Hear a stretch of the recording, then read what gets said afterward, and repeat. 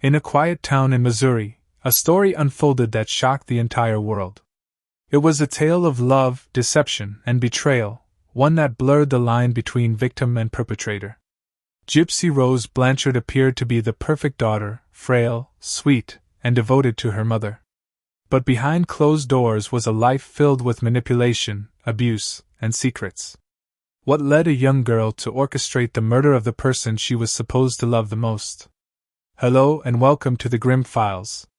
In today's episode we're going to be exploring the story of Gypsy Rose, a tragic journey through many lies and unthinkables. So grab some snacks and drinks and let's get started. Gypsy Rose Alcida Blanchard is an American convicted of murder.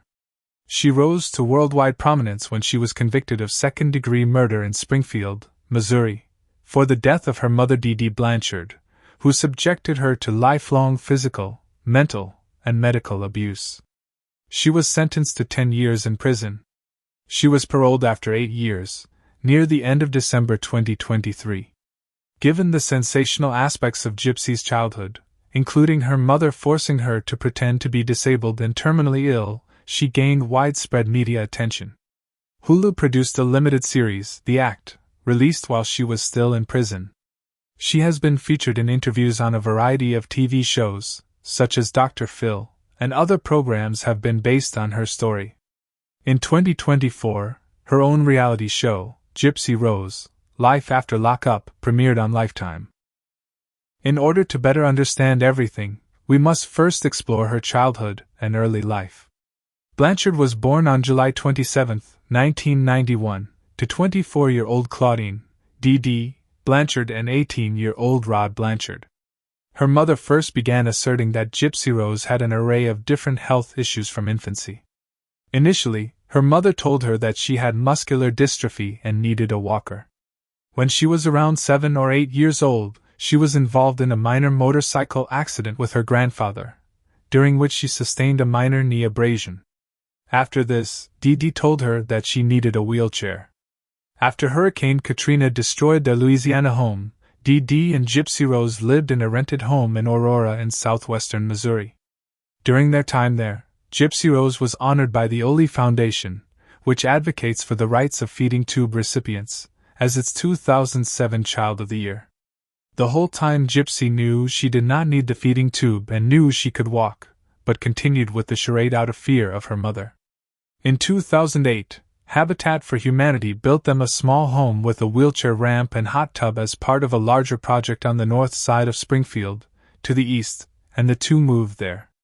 The story of a single mother with a severely disabled daughter forced to flee Katrina's devastation received considerable local media attention, and the community often pitched in to help the woman who now went by Claudinia Blanchard, and whom they knew as Dee Dee. Many people who met Gypsy Rose were charmed by her. Her 4 feet 11 inches, 1.50 meters, height, nearly toothless mouth, large glasses, and high, childlike voice reinforced the perception that she had all the problems her mother claimed she had. Dee Dee regularly shaved Gypsy Rose's head to mimic the hairless appearance of a chemotherapy patient, allegedly telling her that since her medication would eventually cause her hair to fall out, it was best to shave it in advance. Gypsy Rose often wore wigs or hats to cover her baldness. When they left the house, Dee Dee often took an oxygen tank and feeding tube with them. Gypsy Rose was fed the children's liquid nutrition supplement Pediasure well into her 20s. Dee Dee used physical abuse to control her daughter, always holding her hand in the presence of others. When Gypsy Rose said something that suggested she was not genuinely sick or seemed beyond her purported mental capacity, she recalls that her mother would squeeze her hand very tightly. When the two were alone, Dee Dee struck her with her open hands or a coat hanger. Dee Dee seems to have at least once forged a copy of Gypsy Rose's birth certificate, changing her birth date to 1995 to bolster claims that she was still a teenager. Gypsy Rose said in a later interview that for 14 years, she was unsure of her real age. Dee Dee sometimes also claimed that the original birth certificate was destroyed during the post-Katrina flooding. Dee Dee did keep another copy with Gypsy's true birth date. Gypsy recalls seeing it during one of their hospital visits and becoming confused. Dee Dee told her it was a misprint. Gypsy Rose had attended science fiction and fantasy conventions since 2001, sometimes in costume since she could blend into their diverse and inclusive communities in her wheelchair.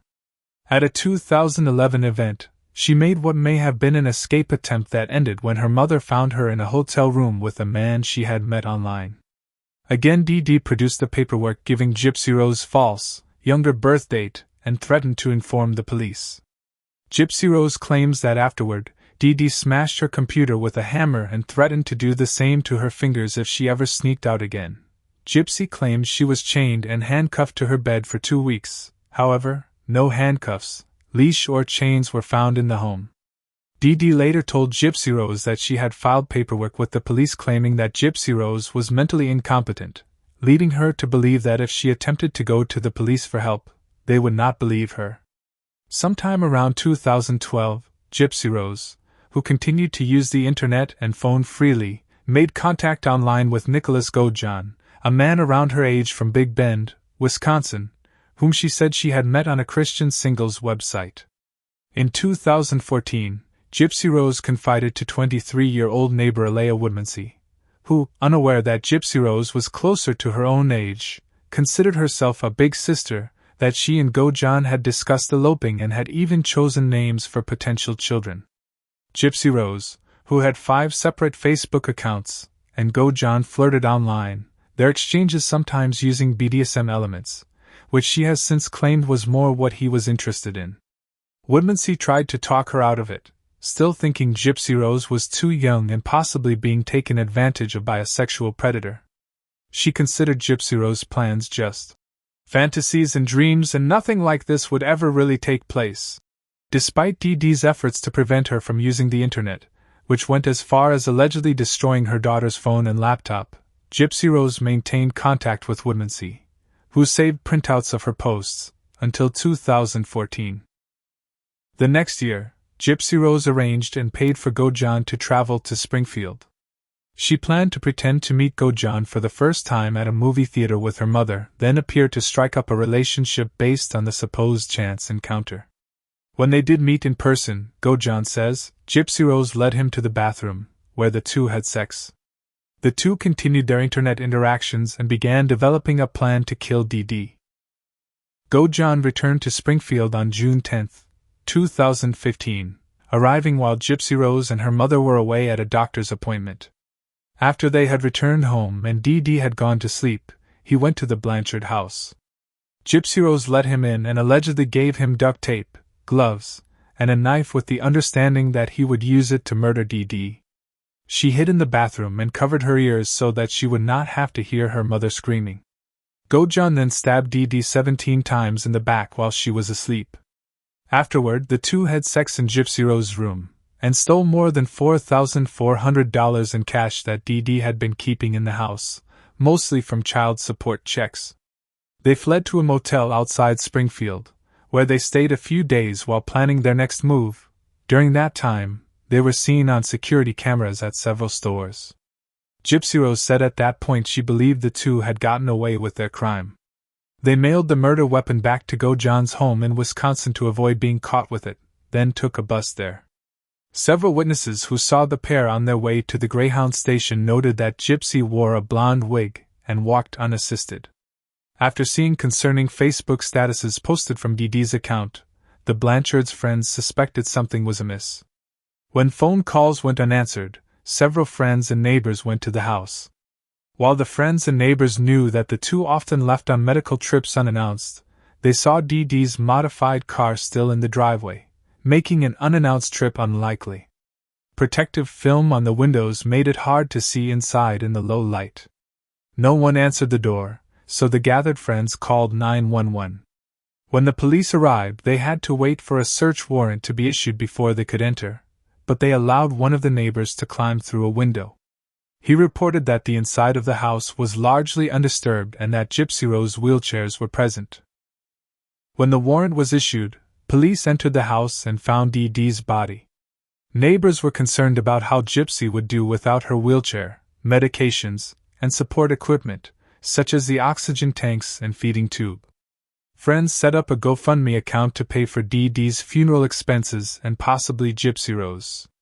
Woodmansey, who was among those gathered on the Blanchards' lawn, told police what she knew about Gypsy Rose and her secret boyfriend. She showed them the printouts she had saved, which included his name. Based on that information, police asked Facebook to trace the IP address from which the posts to Dee Dee's account had been made. It turned out to be in Wisconsin, and the next day police agencies in Waukesha County raided the Gojohn's Big Bend home. Gojohn and Gypsy Rose surrendered and were taken into custody on charges of murder and felony armed criminal action. The news that Gypsy Rose was safe was greeted with relief in Springfield, where she and Gojohn were soon extradited to and held on $1 million bond. But in announcing the news, Greene County Sheriff Jim Arnett warned, "Things are not always what they appear." The media in Springfield soon reported the truth of the Blanchards' lives, that Gypsy Rose had never been sick and had always been able to walk, but her mother had made her pretend otherwise, using physical abuse to control her. Arnett urged people not to donate money to the family until investigators learned the extent of the fraud. Gypsy Rose pleaded guilty to second-degree murder and was sentenced to 10 years in prison. Gojohn was found guilty of first-degree murder and sentenced to life in prison without parole and an additional 25 years for armed criminal action. While in prison, Blanchard got engaged to a man named Ken Erker, whom she met through a pen pal program. They subsequently ended their relationship. In July 2022, she married Ryan Anderson, a teacher who was from the state of Louisiana, in a prison ceremony with no guests present. Blanchard was released on parole on December 28, 2023, after serving 8 years of her 10-year sentence. She announced her e-book, released, Conversations on the Eve of Freedom, would be released in January 2024. Following her release, Blanchard began giving interviews to various news outlets and television programs. In her first television interview on January 5, she spoke to Good Morning America and CNN. Later that day, she appeared on an episode of The View, in which she discussed her release from prison and her plans going forward. Blanchard and Anderson filmed the docuseries about their lives during and shortly after her release from prison. The series, titled Gypsy Rose, Life After Lockup, premiered on Lifetime in June 2024. On March 10, 2024, Blanchard deleted her Instagram and Twitter accounts.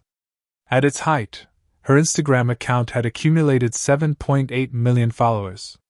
On March 14, she announced in a now-deleted TikTok that she planned to keep her account, but then deleted her TikTok. She has since reactivated it. On March 28, 2024, Blanchard announced she had separated from Anderson in a statement posted to her private Facebook account obtained by People magazine. Blanchard and Anderson finalized their divorce December 9, 2024. Blanchard appeared in an episode of the 5th season of the Hulu reality show The Kardashians. On April 30, 2024, Blanchard announced via TMZ that she had rekindled her relationship with her ex-fiancé Ken Erker. On July 9, 2024, Blanchard announced she and Erker were expecting their first child together, due in January 2025. Their daughter was born on December 28, 2024. And that brings us to the end of Gypsy Rose's story, at least for now. Her life is a stark reminder of the devastating effects of abuse, control, and manipulation, but also of resilience, survival, and the complex nature of justice. What happened in the Blanchard household will remain one of the most shocking and unsettling cases in modern true crime history. Thank you for watching this episode of the Grimm Files. If you enjoyed diving deep into this tragic and compelling story, make sure to like, subscribe, and hit the notification bell so you don't miss my next episode. Let me know your thoughts about Gypsy Rose and her story in the comments below. Was she a victim, a perpetrator, or both? Until next time, stay curious, stay safe, and remember, things are not always as they seem. Have a wonderful day.